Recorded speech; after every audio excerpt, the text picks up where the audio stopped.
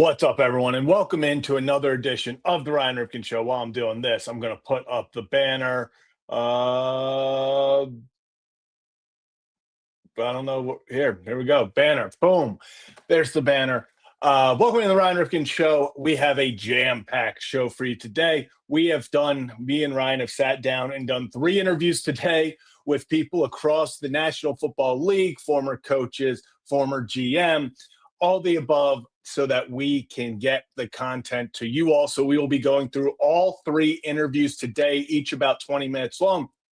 First up, we have Tom Telesco, the former GM of the San Diego turned LA Chargers, was there for a little over 10 years, then was the Raiders GM last season before being let go. So obviously some familiarity with Max Crosby. We then had Marvin Lewis joined the show to talk a little bit about Max Crosby as well. Did some work with him when he was working with Antonio Pierce as a mentor and kind of assistant there. And then Scott Turner joins the show as well. Talk to him, obviously being in Vegas over 2 seasons ago, and then also game planning against Max Crosby. We heard from him as well about what Max brings, the type of person, and just all of the above, what Baltimore should be expecting from their new star pass rusher. If you're new to the channel, hit that like and subscribe button. Before we get this stream started,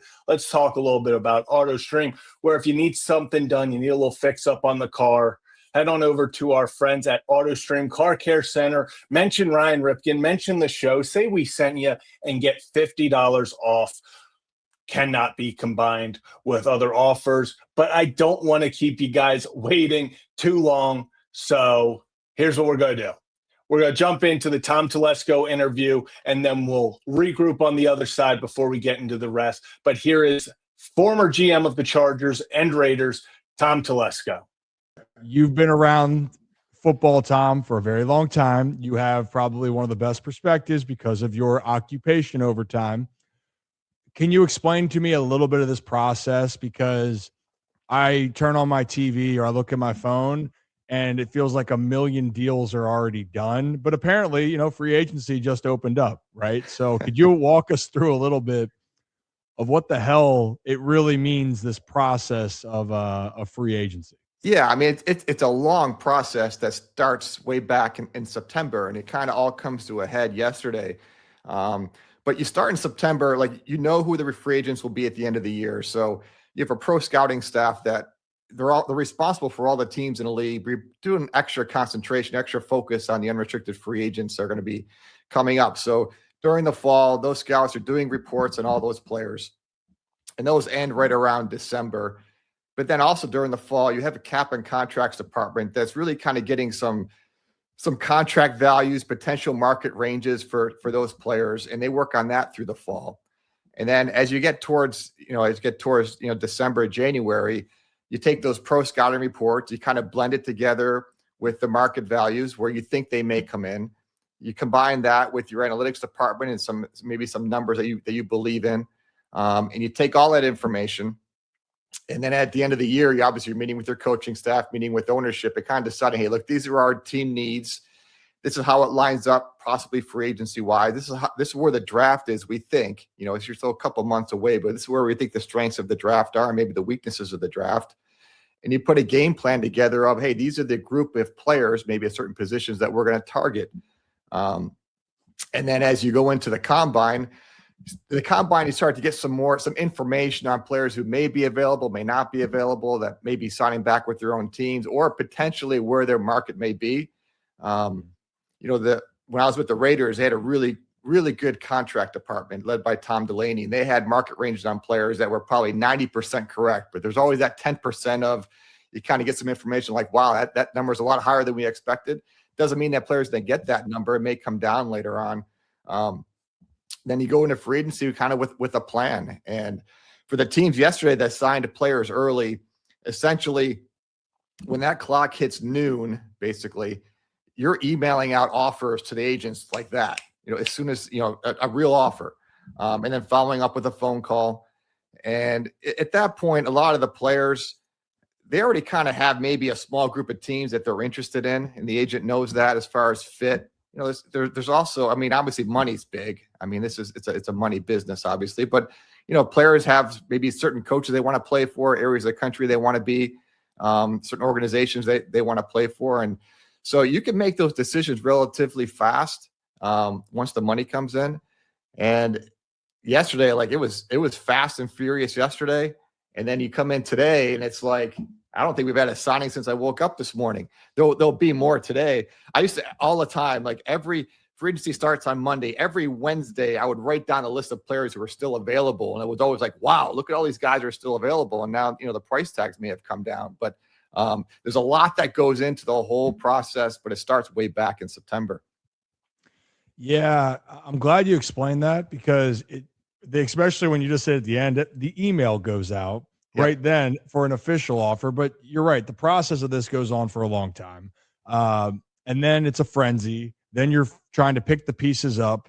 You know, Baltimore, you know, EDC, Eric DeCosta, you know, he said it. But the Ravens in general, you go back to Ozzie Newsome, their philosophy wasn't let's get out of the gate here and go get guys. They sit back, right? And I know you similarly, it's because people want to reach the demand. And if you want a certain guy, you're going to have to pay up.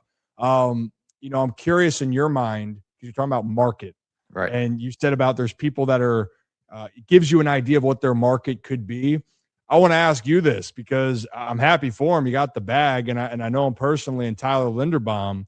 When I saw that number shoot across, was that in the market projection that Tyler was going to shoot up to 27 mil a year for the highest by far for an interior offensive lineman, which I'm pumped for him, but was Creed Humphrey, I think the next highest one.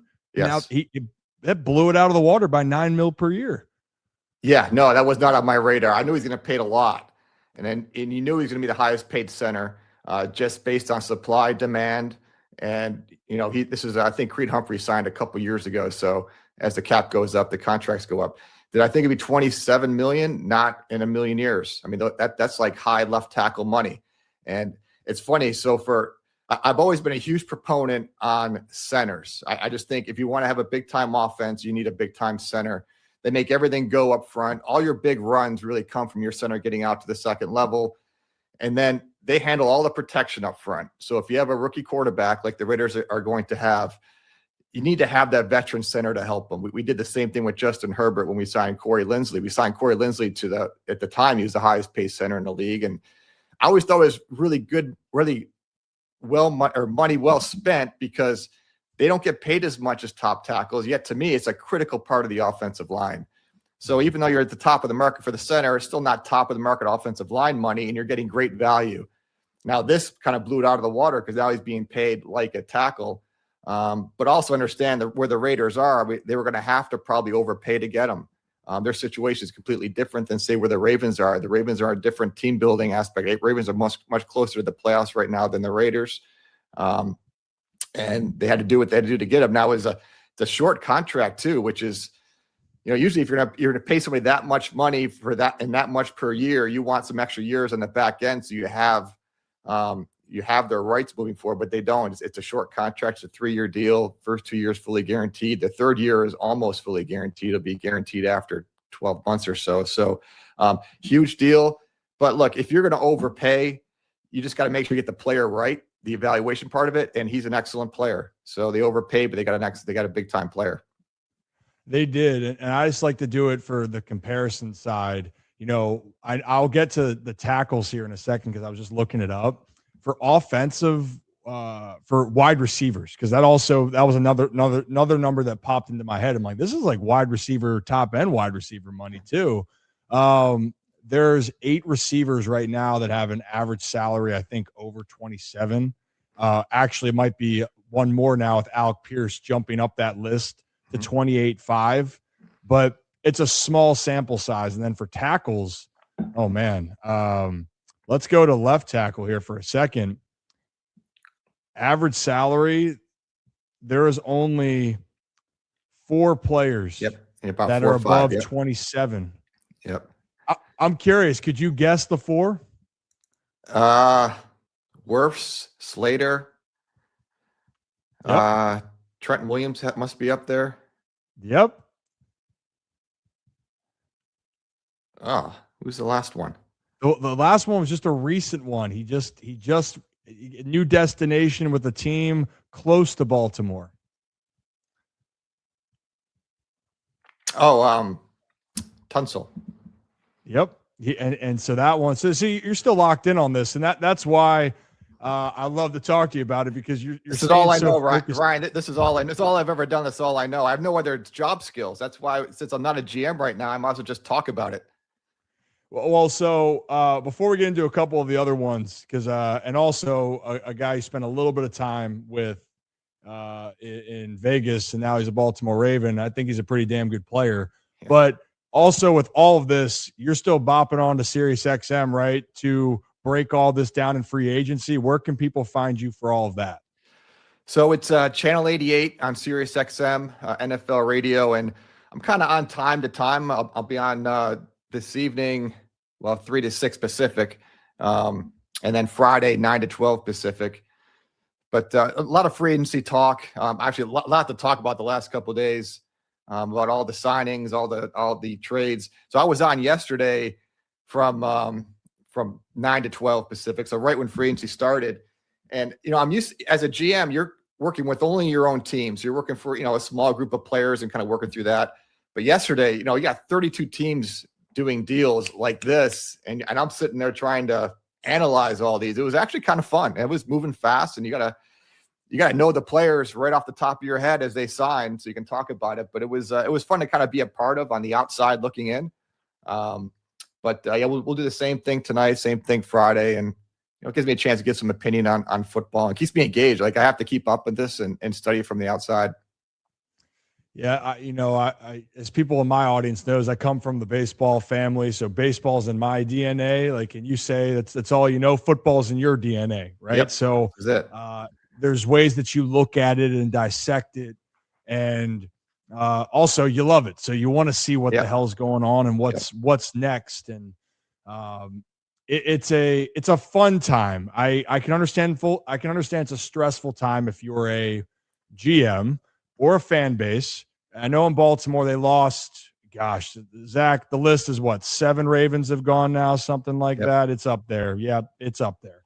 And that's a part of the business, right? And this is their chance to cash in. I don't think anybody ever will criticize a guy that is going to get a deal and take care of their family, and that's one of their priorities.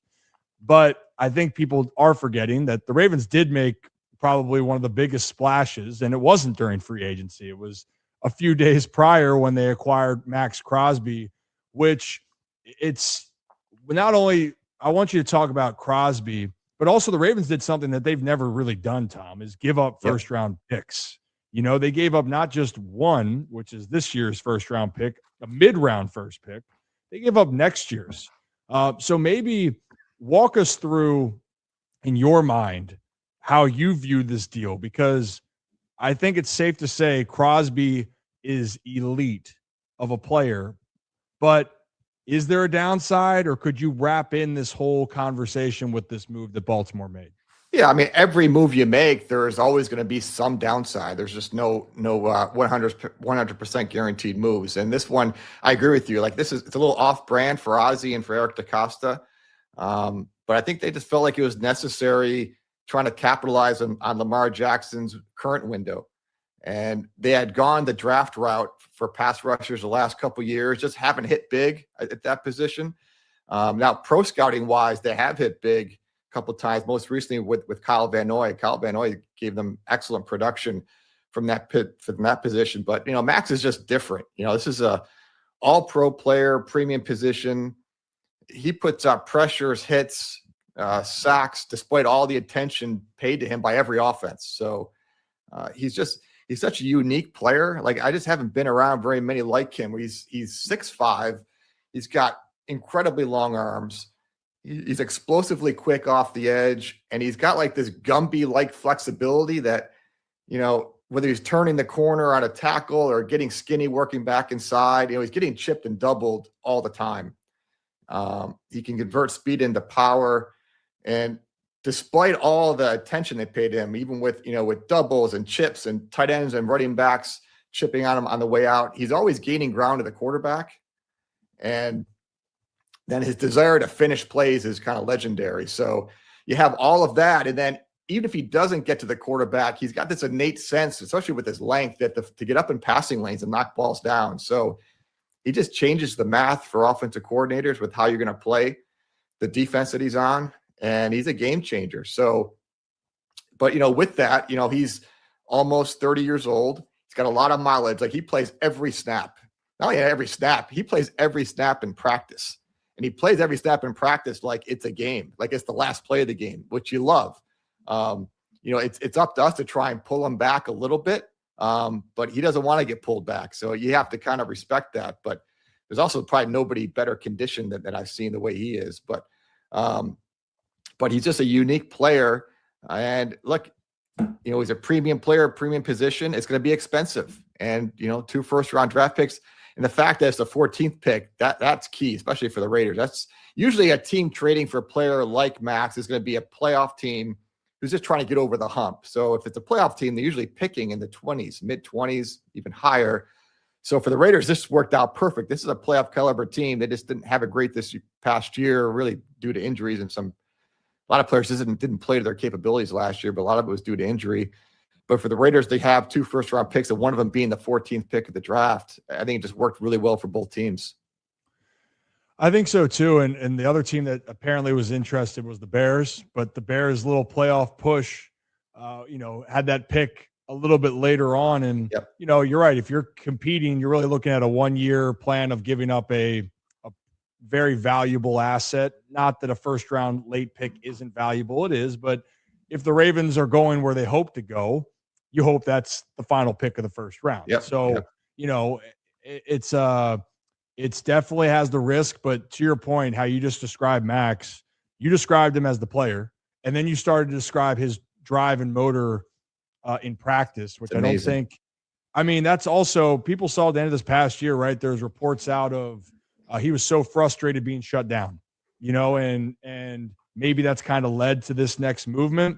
Whatever it is, he's a Raven, and I know people in Baltimore are excited, but could you maybe then, everyone I've talked to has mentioned about him as a person. He's had quite a journey, Is there a story maybe that sticks out to you? Maybe it was a play on the field, or maybe it's just something in the building when you say of the impact Max has. Is there anything that people should know more about Max Crosby? Yeah. I was only with him for 1 year, but it was pretty easy to see the impact. First of all, he is all football all the time. So if he's not playing or practicing football, he's getting ready to play and practice football. That's just the way he is. He's the first one. He's literally the first one in the building every day, and which is hard in the NFL because coaches get in so early. But he's in at 4:30, 5 o'clock in the morning, working on his body. Like I said, when I say he's one of the most well-conditioned athletes I've ever been around, it's all from hard work ethic. Now he's gifted talent-wise, but he's the first one in the building. He's constantly working on himself. But that drive and desire, and you'll see this if you go do your show from training camp with the Ravens this year, you'll see him practice, and it's worth the price of admission just to watch him every day. Now, in practice, and this is not great from a GM standpoint, like he's around the quarterback a lot, and he'll put his hands on the quarterback, and every now and then he'll hit the starting quarterback, and it's not great, but he'll come back and say, you know what? Find a tackle to block me, and you don't have this problem. And yeah, kind of right. Now, I don't want our quarterback being knocked around, but you talk about raising the standard and raising the level for everybody around you. Find someone to block them. So, but this is the thing: when your best player works as hard as he does and puts in the time that he does, every other player you bring in the building, whether it's draft or signing, they see what he does, and it's like, well, if our best player works that hard, I need to do it, at least what he's doing, and probably more because I'm not as talented as he is. So it just raises the level of everybody else in the building when your players are like that. So I know the Ravens already have a good culture, built by John Harbaugh, built by Ozzie, built by Eric DeCosta. So it's not like Max has to come in and change the culture, but he'll certainly add to it. There's no doubt in my mind. And he's going to be paid a lot of money, but it just, that's the one thing in free agency is when you're bringing in a player and you're paying that much money, and if you've got current players there, they're maybe waiting to get paid. Sometimes there's chemistry issues. But when a player like him comes in and you see how hard he works, it's like, man, he's earning it. He's earning every penny of it. So, yeah, like I said, I was surprised the Ravens were the team to do this, but you're getting an incredible player and then the work ethic part of it. So, yeah, there's always some downside to every transaction, but this one's going to be fun to watch. I'm excited to see it all unfold. I don't know if I'm excited to hear that Lamar might get hit in practice. That one, I think the whole – you're going to have to avoid him, move around. Hey, you know what? If that helps the team, I'm for it. But we're talking about chasing a Super Bowl here, Tom. You know this. It helps having a great infrastructure. It really helps having a dynamic quarterback that can help you take it. Yeah. Hey, to close us out then, because you have the free agency. You like to sit back because of the chaos. The draft's coming up here. Do you have a draft story for me that maybe was fun, stressful, or just a moment you're proud of when you look back throughout the time? Because maybe if you're cool with it down the road, I'd love to talk to you closer to the draft. But I love the nuances, because if we're saying free agency has this buildup, the draft, I would argue, is just as big of a buildup when you're identifying. And then on draft day, you have some decisions you got to walk through. Mm-hmm. So do you have any story maybe that jumps out to you? I mean, probably my first draft with the Chargers, then San Diego Chargers. So you take a job, obviously, new head coach, new GM, the team probably isn't in great shape. So we didn't have a ton of talent, but of our whole team at that point, I felt like our receiver room was probably the strongest on the team. So you go into the draft and, you're not just drafting for need, but we had needs all over the roster. So we're in the third round and we have a really high grade on Keenan Allen. And Keenan Allen was somebody that our scouting staff loved. I'd seen him play live, I think 2 years before. He wasn't draft eligible. I was actually when I was with the Colts, I was at a game, Cal versus USC, and Bill Pulling, who I was working for at the time with the Colts, we were at the game together. There were a ton of NFL prospects in the game, but Keenan wasn't one of them. He wasn't draft eligible. And we walk out of the game. He's like, who'd you like? And I'm like, I said, you know what? The guy I liked the most, I think, he's not even draft eligible, but this receiver, Keenan Allen, and there were other receivers in the game that were going to get drafted relatively high. I'm like he was the best player on the field. And Bill's like, yeah, he reminds me of Andre Reed. So that's what I always stuck in my head. He could be, the next Andre Reed. So anyways, 2 years go by, I'm now the GM of the Chargers. We're in a third round. I'm not really looking to go receiver. We had so many other needs.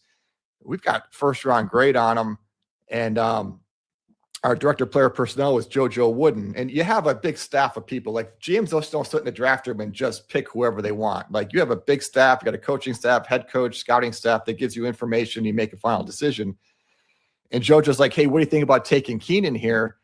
And I'm like, look, we can take him, but he's probably not going to dress as a rookie. He'll probably be like a redshirt year, which it wasn't the worst thing in the world. He was only 20 years old. But I said, look, we can take him, but he's probably not going to help us this year. We're taking him for the future. And thought about it. I'm like, all right, let's just do it. So we take him. And then in May in OTAs, we had one receiver get hurt, missed a season-ending injury. Training camp, we had another receiver didn't perform in the way we thought he would perform. And then early September, another receiver got hurt for the season. And then Keenan jumps in there week 3, who we didn't think he'd be ready to go for the year, even just as a player. And then we decided to be behind too many other players. He goes in against the Eagles, has a big game, and then ends up being rookie of the year. And, goes on to being one of the best, as the Chargers' all-time receiving record right now. So it was a great lesson in the draft. Sometimes you get forced towards, hey, I want to take this need, that need. Like your needs change so often. Like a need you may have in April may not be a need in August, and vice versa. So take the best players there. You're taking them for not just for 1 year, but 2, 3, 4, and 5 years. So we took the best player available. That was Keenan, and he turned out to be, like one of the best Chargers of all time. But it was a great learning lesson for me to go through that process. Well, hey, good job, Tom. He was a pretty good player. Good grade on him.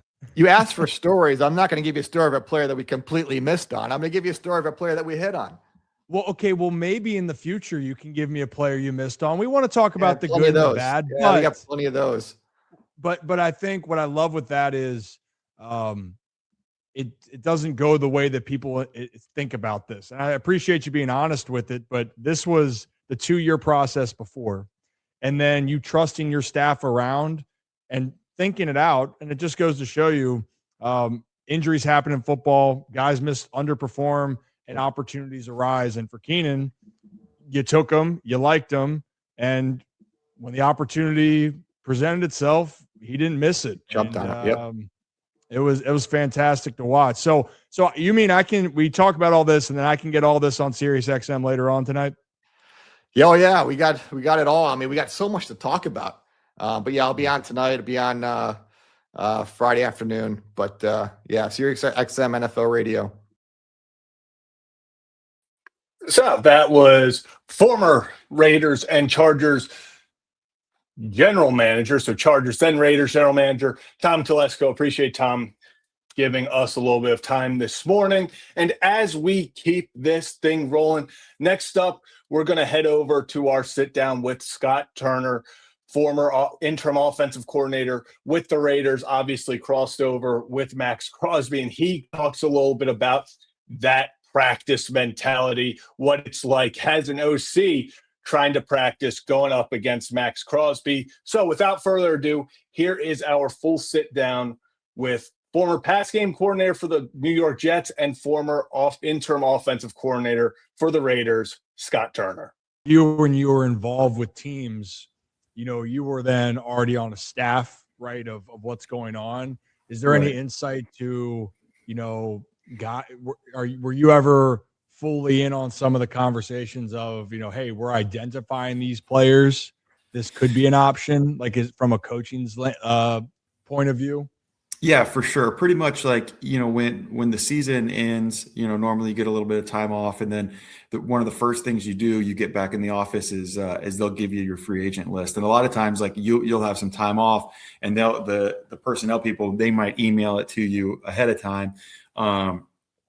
Just for players that they want you to evaluate, just to, if you're at home or whatever, kids are at school, you can have some time to look at guys. And so, I as a quarterback coach in the past, like I would get a list of quarterbacks, and then when I was a coordinator, or like a pass game coordinator, didn't have a specific position, they would give me, various positions. As offensive coordinator, pretty much did everybody. Pass game coordinator, they would pick and choose different guys they want you to kind of do a write-up on. And then we'd always have our meetings, like our free agent meetings. And that would be like when Tom was there, it was like, I worked with Tom obviously for a year at the Raiders. And we had, you'd have a free agent meeting and kind of guys would read their reports and there'd be discussions about different guys and how they may or may not fit in the offense. Obviously before, when I was in Washington, I was a coordinator. Then you kind of have more of a private meeting where it might just be you and the head coach and the GM, and you really try to narrow it down. And then, there's the business side of it where these guys, that's where Tom and those guys come in and they're going to figure out what the market is, for these players and how much they're going to go for. And really, like, I put a tweet out the other day, like those guys are always going to get overpaid in free agency. You know what I mean? Especially that first wave, because, a lot of times, the team's goal in free agency is to kind of fill the needs. And then if they fill their needs, then when the draft comes, they're able to draft the best player available. And I think that's the most effective way to kind of build a roster over time. But, for example, when these guys hit the open market, there's multiple teams bidding on them. So, the number is going to go up. I think there's a comfort level for a player. Like the teams always try to get their good players done so they don't hit the open market. And the reason that the players sign it is because obviously it's a violent sport and there's a risk of injury. And when you get locked up, you get locked up. But there's a benefit to hitting the open market, you know what I mean? Because you see some of these contracts and you create competition and leverage for yourself. I mean, like back in the day, like we did compare like Ndamukong Suh JJ Watt. Like Ndamukong Suh made a lot more money than JJ Watt. I don't think anyone thinks he's a better player. He was just able to hit the market. You know what I mean? And that's a big deal. Yeah, right there. I might even use part of what you just said there because that was actually really good, Scott. Great job on that. That was fantastic. Thank you. Great job. Do you have maybe in this case, because we'll just roll. So do you have in this case the free agent side is, it's a process and you have been there when you had to identify players and you're scoping it. And maybe the example is with Sue, but is there any other spot where you guys identified that you actually maybe got a player you thought you would, or it went the other way where, he priced himself out or it just turned out not to be the right fit? Like, do you have any of those guys or things that come to mind? Yeah, like in 2021, we were trying to sign Curtis Samuel in Washington. That's when we were the football team, and we thought, his price tag was going to be too high, and it ended up being high. But we it was a player that we wanted, and he played that next year. He was hurt, but he ended up playing well for us in 22. And but like that was an example where I really wanted him. I had background with him. I knew he's a smart player that could play some different versatile roles for us. We didn't think we were going to get him, and then it ended up being a surprise, and we got him. And then when I went with Josh McDaniels to the Raiders, we had targeted Jacoby Myers as like our top free agent, and really it was more so the other coaches than me because they had been with him in New England.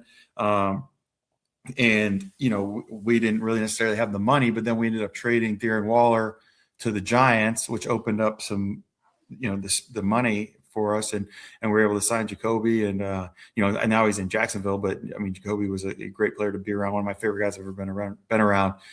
Really good, leader and player. So again, like you just don't know, you don't know always how it's gonna shake out.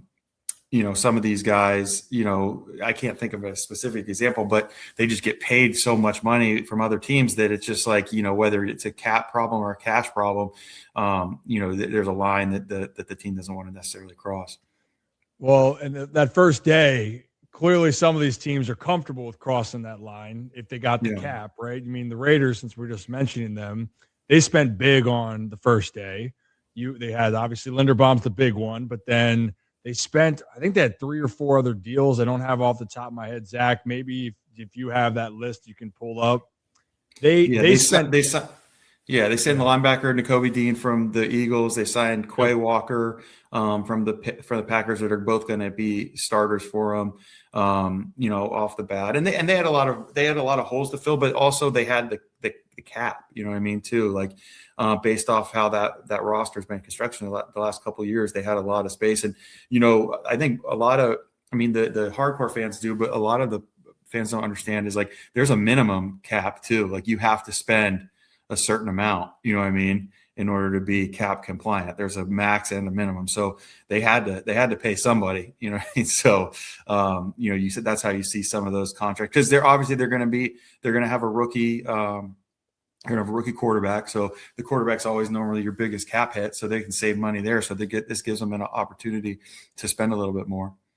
Well, they did. Linderbaum on a short-term deal got $27 million a year. And then you just mentioned they have 2 starting linebackers now. Right. And then the other one was Jalen Naylor, I believe, signed from the Vikings. Yeah, the receiver, that's right. Was in the deal. So, or one of the deals. So you're right. Like teams are going to spend more. The ones that want to spend and push that market value or go above that threshold, they'll do it on the first day, which they have. And, other guys, though, why you want the opportunity to hit the market, like Isaiah Likely left Baltimore, and everyone knew he was going to get paid. And there were some rumors that were thrown out there, Scott, of the Ravens wanted to try to extend him, but he bet on himself and declined the options. And Isaiah then signs the 3rd highest contract, I think, for average value per year with the Giants. Who else was in that? Charlie Kolar goes from the Ravens to the Chargers, and he gets paid over $8 million per year as a tight end. And then Mark Andrews is left in Baltimore, Marky Mark, which he got an extension, but a little bit more team friendly when you look at a deeper dive at it.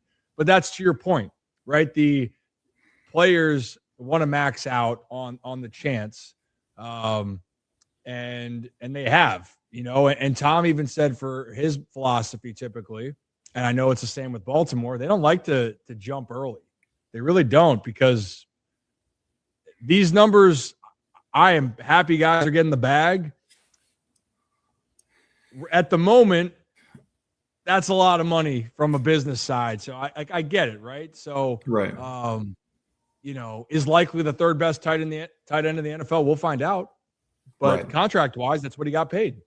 Yeah, no, for sure. And he's a very good player. And, obviously there's going to be a lot more asked of him now, that he's gotten this contract. And, obviously time will tell. It's tough because the history, and I'm not talking about any specific player. I don't want to say I'm calling anybody out. The history of these free agent deals though isn't great. You know what I mean? Like a lot of times it's a couple years. These are the guys that end up being the cap casualties because their contract money is so high. And it's good. They get the money on the front end, but then sometimes it can derail their career, or they end up just on another team. You know what I mean? Because it's hard to live up to the type of money that guys are getting in these with these free agent deals. Yeah, it's a lot, man. But you know what? Get that bag. No one's gonna get on guys. At least for me, this could be your one crack. Maximize it, but you got to prioritize, right? Yeah, for sure. For sure. And I think just learning from different guys, you just want to make sure you're paying the right people. You know what I mean? Because the players are human beings, and when they get in the locker room and guys that are contributing a lot are getting paid less than guys that aren't contributing as much, it can have an effect on your locker room for sure. So that's what I've always heard people say, and it makes a lot of sense. Just make sure, I think when you're building a team, you want to make sure that it's the right people that are getting paid within the organization. That's the name of the game, man. Once you get the money, also being smart with the money. Absolutely. So the Ravens lost a ton of guys. They lost. So if I do the math here, 2 tight ends, starting center. Ardarius Washington, who was one of their safety options, starting safety, was injured, gone. Let's see who else on this list, Zach. There's a lot. Keaton Mitchell got non-tendered, so that was another player. Tremont Jones is to the Patriots. So all of this, people are a little bit of a panic because those guys got paid big. But you texted me right after the Crosby deal. I think what it was a few days ago. You texted me that's an elite get. And I know that the ask of 2 first-round picks is high, but you were in the building with this dude. And everything I've heard about Max, I don't even know if it's still doing it justice, but do you want to at least make the case of why Max is worth that and then some? Yeah, and you always gotta 2 first-round picks. Not all first-round picks are created equal, and obviously 14th pick in the draft, that's a good pick. But when you make a deal for Max Crosby, and I mean the Ravens, they had one of their quote unquote worst seasons they've ever had, and they're picking 14th. So they're expecting to be picking in the late 20s next year. So that that makes a difference as well. But as far as Max as a player, he's always, everyone, the cliche, first guy in, last guy to leave, but he's really that guy. And even in the off season, his Cybertruck, we parked in the exact same spot every time, 6 o'clock in the morning. He's so dedicated and committed to being great. He truly wants to be a great player. The way he takes care of his body, whether it's rehab or just working out, or he measures his food to the gram. He has the people and the nutrition people measure. It's crazy how dedicated and how important it is to him. He trains with the UFC fighters, just as far as they get the extra training. As far as on the practice field, his motor really doesn't ever stop, and he doesn't. Sometimes he can push the limit a little bit, but he wants the people to match him. He doesn't want to drop his level of intensity to the other players. He wants everyone to rise up and match him. And then just as far as a production standpoint, he's one of the few guys that both plays the run and the pass. A lot of these guys that are the elite pass rushers, they'll kind of take some plays off on run downs, and that's just not anything you'll see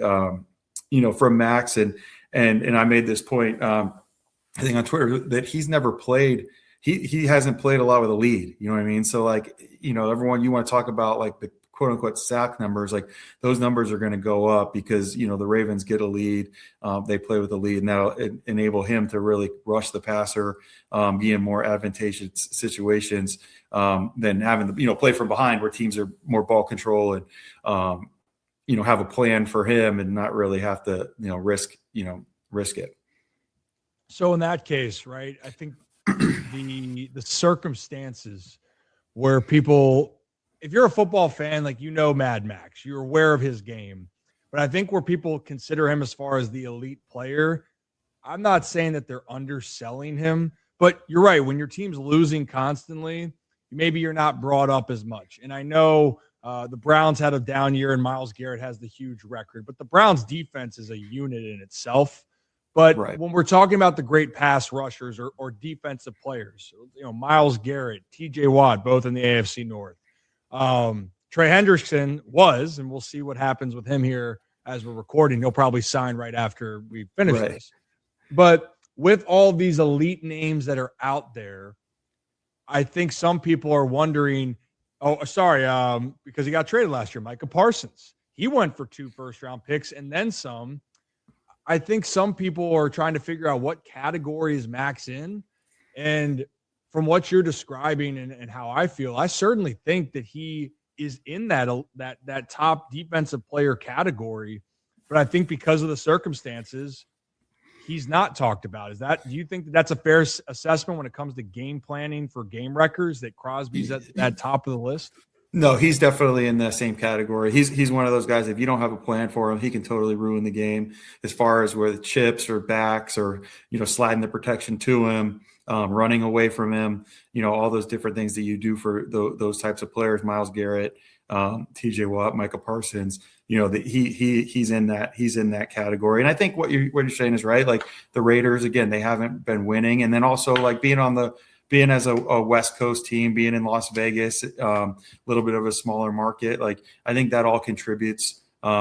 It contributes to that. But no, you can ask any offensive coach in the NFL. I mean, when you're getting ready to play, the Raiders are now upcoming with the Ravens. Like the number one thing that like we'd sit down with like our analytics people, or you sit down and be like, all right, where does Crosby line up? Like how often is he on the right? How often is on the left? Is there any tell for that? You know what I mean? Because everything you do, you got to set your protection or, the tools that you have, tight ends, running backs, or even receivers chipping. You got to make sure that you have a plan for them every single play. Cause you leave them one-on-one, one time, that could be sack, fumble, and that's the game right there. So he's a difference maker for sure. I'm ecstatic to see it. I know that there's a lot of moves that still have to happen throughout free agency, but if nothing were to happen, I believe that the Ravens are going to go into the draft and make some moves. And I also believe that just on the defensive side, in theory, if Matabike is healthy, in theory, Crosby, Matabike, Roquan, Kyle Hamilton, plus younger players on the outside with Wiggins, Starks as another safety. Those guys can really come into their own while you have these complete beasts that are lining up. And Zach, I think, did you have a question you want to hop in, or you want to throw your hand up there? There you are. Yeah. Actually, real fast, Scott, you actually talked about it a little bit when you talked about the energy in practice. How vital is that when you have a leader in practice like Max Crosby, who's like, hey, I'm not going to come down to everyone else's level. You have to match my energy.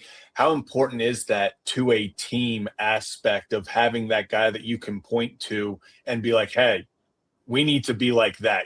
There's the example of how we get great. Yeah, I think it's invaluable. I mean, there's a lot to be said.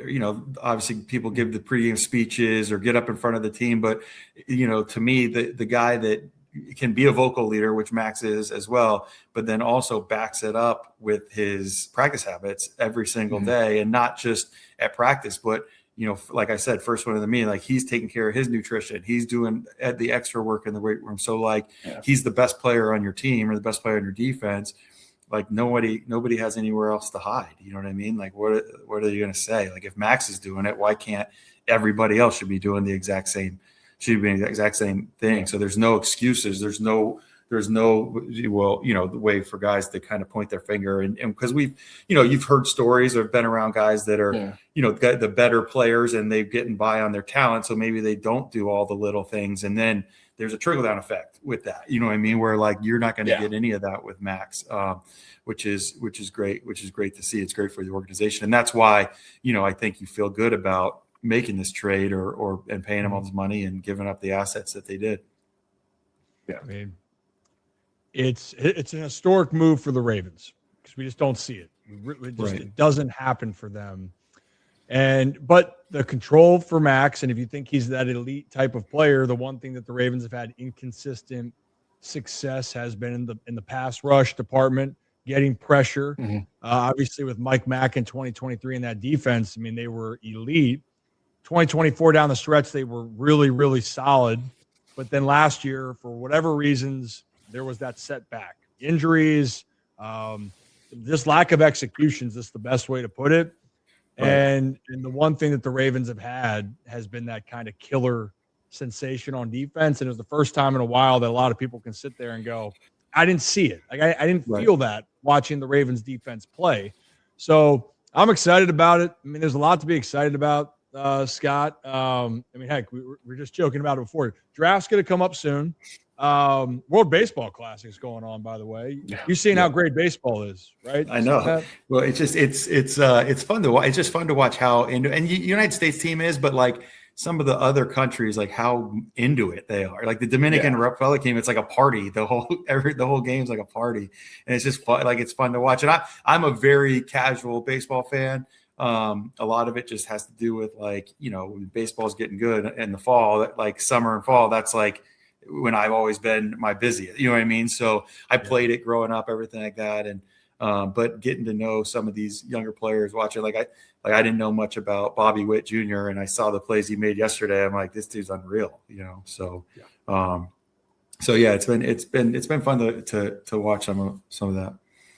Yeah. You hang out with us enough. What can happen here is you can teach me on the schematics of football in the NFL. So when these offenses are coming together, or maybe who the Ravens decide to add to their offensive line, I'm very curious because they did sign John Simpson, but they have other pieces, and there's some rumblings that they're not done adding other places on that offense. You can explain that to me, and I can explain to you some of the X's and O's that go into playing. And Bobby Witt Jr., by the way, Scott, like arguably he's a top 5 player in the game now, but people might not want to say that because. And I knew why. Yeah. I knew who he was. You know what I mean? I knew who he was. I didn't haven't spent a lot of time watching him. And then to make both those plays, which at first I thought I was just seeing a replay of the same play. And then I was like, oh no, he one hopped the throw the first time. And then the other one he didn't. But a lot of range there at the shortstop position. Beast. Absolute beast. Well, to wrap up real quick, where can people find you? And what's going on with you besides that you coming on and joining us? Yeah, so at Scott Turner on X, that's where I am mostly. And then my sister and my dad have a podcast that I'm going to start getting a little bit more involved with called A Family Business with Norv Stephanie Turner. So that which has been good. Just had a bunch of different guests on. They took a little bit of a break after the Super Bowl, but they're going to get going with the free agency and the draft. And I think now I'll be a little bit more involved. I got a little bit more time on my hands. So, but then you're going to come on down to Baltimore. We're going to figure that out. We'll give you a close look at get to know. If you think Bobby Witt Jr. is good, then you're going to be probably fascinated with Gunnar Henderson.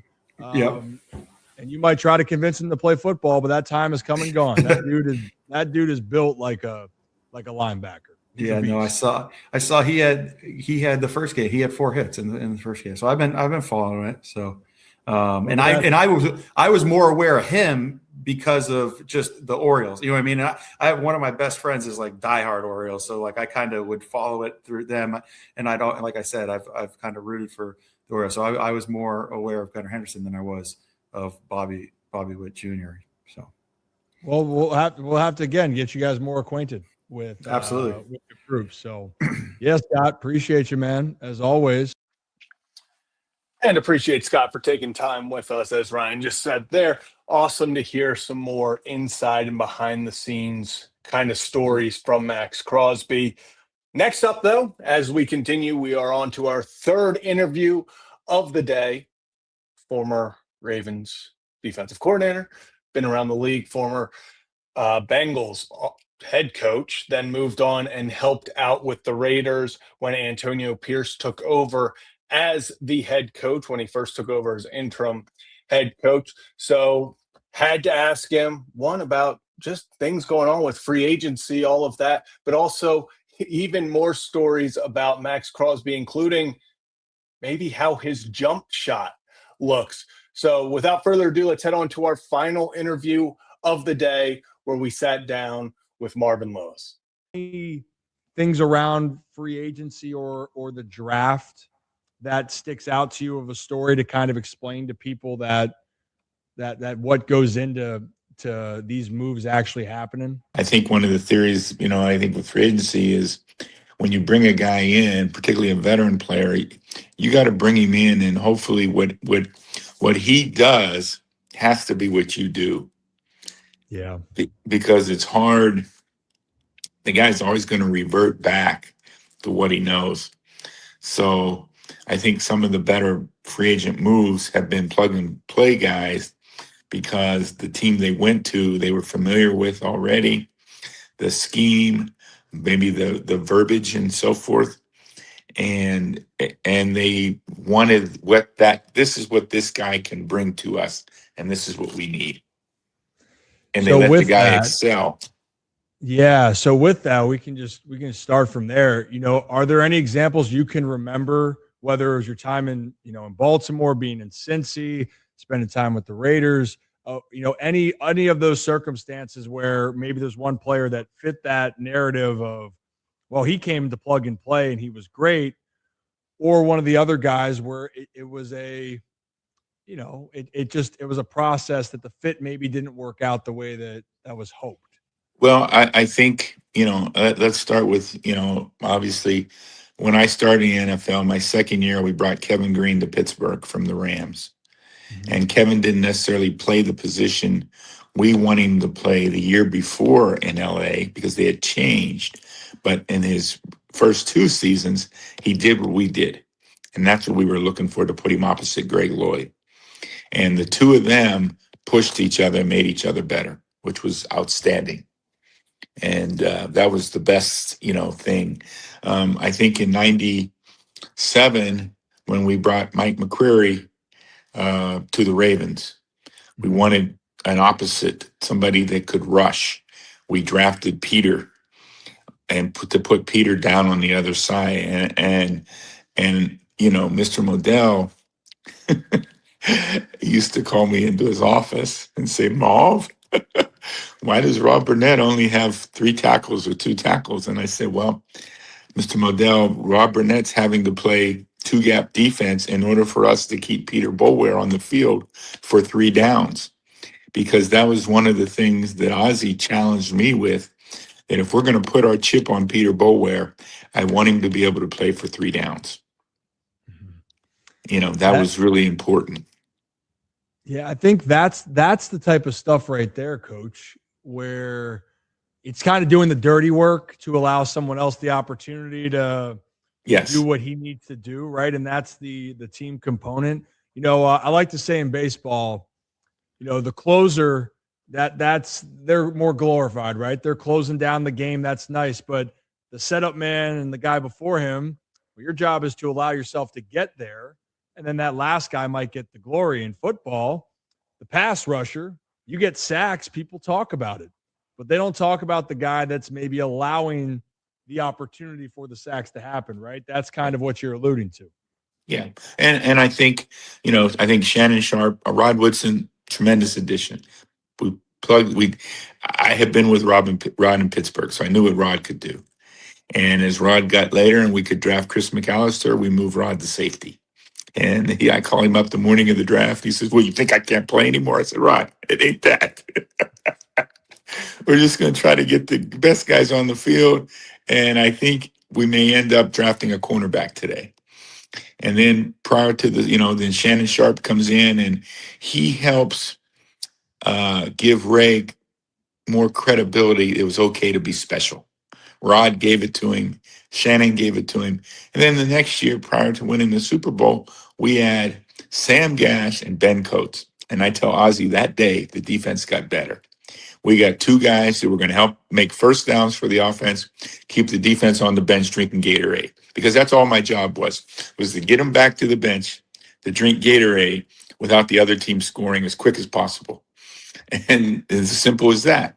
But Sam Gash and Ben Coates, being the pros what they were and the first down makers they were, made us a better football team. I had many, instances of that in Cincinnati, but if you look around, to me, Peyton Manning going to Denver was exactly what the Broncos needed. And, these quarterbacks, it's been better, easier for them to go to a team and fit right away. Like if you, the receivers, for instance, have to be able to do what the offense does. If you're a home run hitter, you got to let them go hit home runs. And, if you're a move the chains guy, you got to put in position to move the chains. Those are the things, so when you add a player in free agency, that's what he's got to be able to do. And we're here today because the Ravens added a closer in Max. And you said it in baseball. Well, but, Max is a tremendous pro. They already have some great leadership there on defense in Kyle Hamilton and Roquan. And Max will add to that because the way he prepares himself physically and how he prepares for the opponent. And he will be a beacon of that in that building for everybody to follow. And he's got a charismatic personality. He's not the outward guy people see all the time. That's not his everyday personality. He's really a good dude and a genuine dude and generous with his teammates, engaged with his teammates. And he's there from 6 a.m. to 6 p.m. That's what I've heard. Everyone I've talked to that's been around Max, one thing they said is the time that he spends. He's a physically gifted player. I think that's evident. Well, he's built himself into that. And that's where I was going with that, is that he's physically gifted, but he's allowing himself the right preparation to go out there and be the dominant player that we see every Sunday, or now Thursday and Monday, and sometimes Wednesday. Thursday, Friday, Saturday, Sunday, Monday. Maybe even a Tuesday. there might be, Coach. It's popping up left and right. Which, it's a popular game. That's a whole different conversation we don't got to get into today. Yeah, but we don't have time for that. No, we don't. But there's a couple angles I want to hit this at. So you started to talk about the preparation and the player himself. Why don't I start with that part, and we'll close with maybe a moment you've seen with him as the person, Max, because I always think that's a great tell of the character, and I've heard so many great things. But the first thing was the player. You've had the opportunity to coach some of the game's best, right? You've seen firsthand greatness in players. The Baltimore defense, which you've mentioned, and we didn't mention some names this time, but those are evident. You've seen what Hall of Fame caliber type players are. Watching Max and being around him, how do you compare him to some of the other greats that you've had the opportunity to see up close and personal? Well, I do. He has those qualities because he has the work ethic, and he has that component of leadership by doing and raising the bar for everyone else, like Rod Woodson and Ray had. Shannon, like I said, made it okay to be cool, the coolest kid in the class. because of how he ate, how he trained, how he prepared. And Ray, as a young player, you know, going back to 96, and we draft 4 linebackers in 97, and Ray's still the youngest guy in the room. Yeah. And so, you know, his mentorship, he had to learn from outside. I mean, I literally, after that first year, you know, we spoke, me and Ozzy spoke about adding a Jack Del Rio as a player who ended up retiring. Clay Matthews is a player who retired to help mentor Ray. And then obviously, eventually, Jack became part of our staff there and actually coached Ray. But it was really, you know, I wanted Ray to have that person in the room that could help him bring, you know, keep pulling the best out of him all the time, where he had to do a lot of it himself. And, you know, it was charged with myself. I think Jimmy Schwartz did a good job with that, being in the room with Ray a lot when Ray was a rookie. So, you know, Maxie Bond was his linebacker coach who played a long time in the NFL. So, you know, you need that. But Max has those qualities, and I said the generosity with his teammates, the genuineness uh, he has, and just the fact that everybody knows. You know, I sat across the aisle from him in the defensive install meetings, and watching him take notes and ask the questions, and was really good, as well as being in the room, the D line room with him. So a lot of good qualities that he's going to add to that group. You know, the Ravens acquiring him, you know, they did something they don't do. And Right. you know that. They don't spend first round draft picks, plural, for a player. They just haven't, you know, and in this case, we know this year it's the 14th overall pick. Next year it could be the last pick of the first round, you know, for all purposes, and they have different values. But, you know, the testament to Max is the reason why they did this, and the investment of what they still think he can be. You know, I've asked other people. I think Max gets lost in the shuffle, not entirely, but I don't think people realize how good he is, Coach. I know. I think people recognize that he's great, but I think because of the struggles that the Raiders have had, I think he can get lost in the shuffle of the all-around player, because he's not just a pass rusher, right? He's an all-around player with a high motor that can be on the field every single play. Yeah, he's a 3-down player. He's going to play the run extremely well. You know, you have to counsel him in, Max, you need to come off the field at some point, and so we can get you to close out the game. And so that's the tough part. The tough coaching comes with, you know, getting him to understand that if it's a 65 play game, let's have you play 50 of them, you know, so that you're ready to play the last 3 to 4 to 5 and close the game out for us. You know, those kind of conversations with Max, because he wants to be out there all the time that way. And, you know, he also, one of the things you said, and I think Max can handle this, is the pressure that comes upon him for what they gave up to acquire him.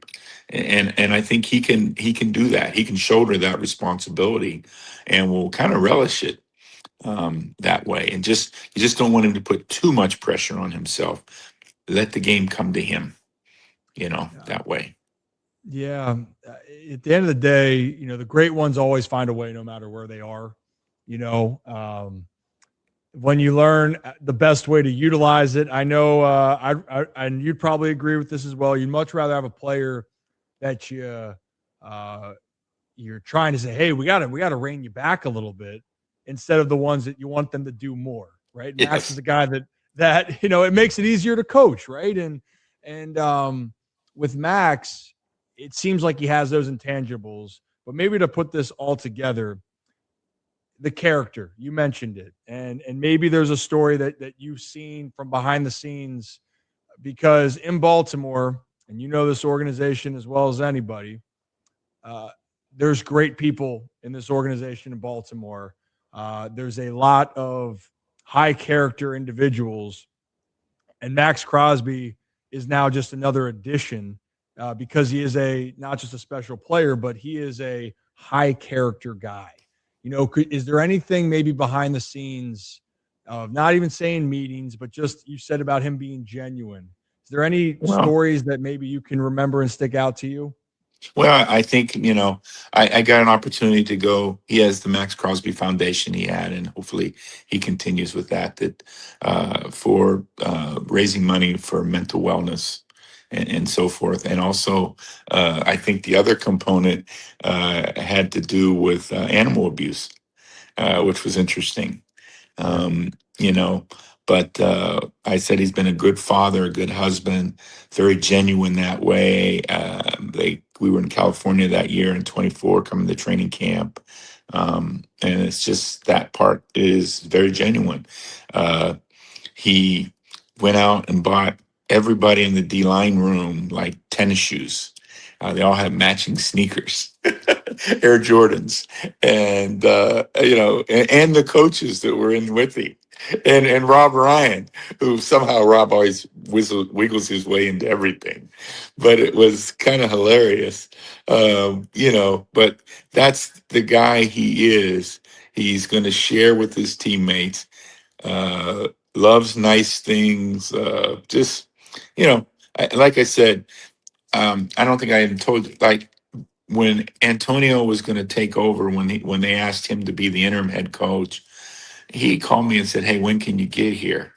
And I was still working at ASU with Coach Dillingham and his staff, and we had 3 ball games left, I think, and then I had my other hip replaced. But right away, they sent me a login so I could watch practice and watch the opponents and give my thoughts to the staff, people on the staff. And I called AP. I named text. I said, called after watching the first practice they had when he was. I said, there's something special because your best players, Max Crosby, Josh Jacobs, Devontae Adams, they practice hard. They practice hard. So you already got that part licked. And that was really impressive. And that was not even being in the building yet.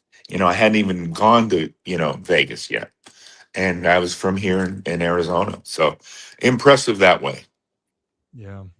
The practicing hard. I know there's different rules. I mean, you've seen some different levels of practice from what you've told me in the past, back in the 90s and the 2000s of some intensity. And one thing that people said, you know, this past year for the Ravens was the first time on defense that they didn't feel it was that killer Ravens, overall vibe, which injuries happen, you don't play well. And I know there was other moments throughout the course of the Ravens history, right, where things didn't go well. But that's just the mantra, credit to you and many others for creating that play like a Raven on the defensive side.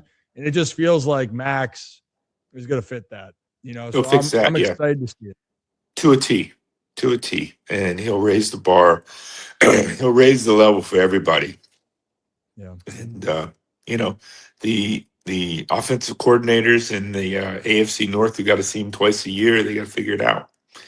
I think that's important. You have to account for him. You really do. And he's like that receiver over in Cincinnati, that guy named Chase. You got to account for him. Or Derrick Henry, you have to account for he and Lamar together. If you don't, it's a long day. I would always laugh when I was in Cincinnati with AJ Green, and we would play a team that had an inexperienced defensive coordinator. And at the end of the day, AJ would have 180 yards, 200 yards, or whatever, and 3 touchdowns. But we played an experienced guy, and I would tell the offensive coaches this: look, this guy is not going to let AJ beat us. So let's be prepared to get everybody else going today. Let's understand that. And AJ understood that. But that's what you got. You got a guy that can hit a home run. Well, he thinks he's a 3-point shooter too, and he probably thinks he can hit a ball off the ballpark. Yeah, all Max. He can do it all. Just ask him. But does he got a jump shot? He does have a jump shot. He does. I will give that to him. They were impressive, and but that's the thing. I mean, they had a pop a shot in the defensive line room. But you love the kid and the personality. I'm happy for him. Well, I'm happy for him for a few reasons. One, it's a great opportunity. Growing up in the area of Baltimore, then selfishly, I think he can do some great things, and I think he's going to fit the mold really well. And Coach, I always love talking with you. I could have you do the Art Modell Impression. the impressions for an entire show. I love the mauve. Mauve. I have so many times with Mr. Modell. He was the best. You know what, Coach? We should do that one day when I get some of the. I'd love to get some more of, the Ravens during that time, because I love going down that memory lane, and I know you got stories that I can't wait to hear. Oh my gosh, yes, I can't tell you how many, and uh, but even before we went to the Super Bowl, or no, it was before the Super Bowl when Kim Herring got hurt, and he was he was out of practice every day in his golf cart, and he does this. Marv pulls me over, Marv Poindexter. And I said, no, Mr. Modell, I'm going to start Anthony Mitchell. I said, Marv, your stock is at an all-time high. You better be right. And as you remember, in that game in Tennessee, I guess it was, or it's a Tennessee or Raiders, I don't know. Yeah. Anthony ran back a field goal block for a touchdown, had an interception. So I made it through. And then your stock kept rising after that, Yeah. So, Yeah. Oh God, okay. So next time, Coach, I need some more Marv stories. All right, that's what the people need. Yep. All right.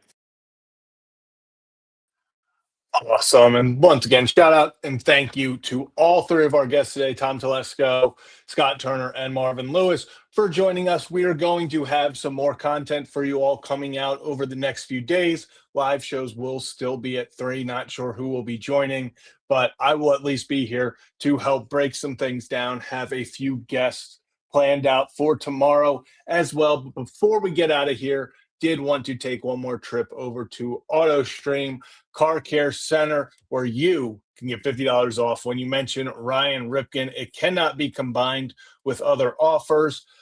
Listen, there is a lot still to go down in free agency in the off season. We are only, I guess technically it's not even started yet. We're still just in legal tampering period. A lot to figure out before tomorrow. Lamar Jackson, either a restructure or an extension needs to occur by 4 p.m. when the new league year starts. So hopefully they get something done there. But that's going to do it for this edition of the Ryan Ripken Show. Come back tomorrow. We'll have more to talk about with Ravens moves. We're going to get some reactions from a few more people, probably live tomorrow. So appreciate everyone. Hit that like and subscribe button as you leave, and we'll see you tomorrow for another edition of the Ryan Ripken Show.